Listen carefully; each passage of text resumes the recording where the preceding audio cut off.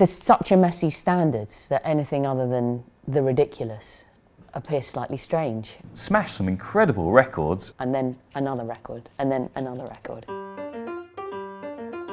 I think we're very lucky and privileged to have two amazing players like that at the same time. I think number two's fair. Messi probably had the better World Cup. It comes down to fine margins. If Messi had scored that goal just after half-time in the World Cup final, I think it'd be tough to say that Messi didn't deserve it this year, but because he didn't do that, it's just about a fair decision, yes. Messi slightly edges it for me just purely because he got further in the World Cup. His performances in the group stages were certainly anything to be sniffed at. The goal against Iran to win it in the last minute for Argentina was one of the goals of the tournament. He wasn't the best player for Argentina at the World Cup. People thought this was maybe a more low-key, low-profile year for Lionel Messi, when, you know, in actual fact, he got Argentina to a World Cup final. And then, of course, that strange moment in the final when he was awarded the great player of the tournament and looked so bereft, obviously, to miss out on the prize, which is the only one that matters in a situation like that. Which, again, continues this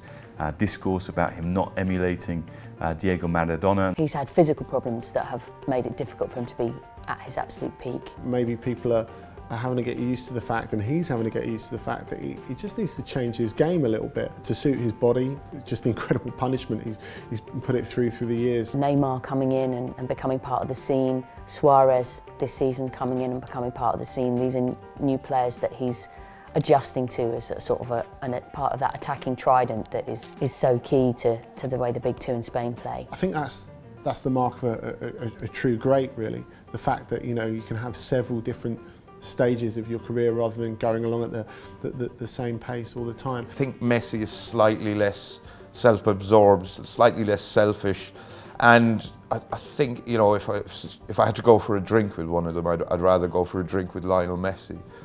Although I think perhaps if I went with Cristiano Ronaldo, there would be nicer ladies around.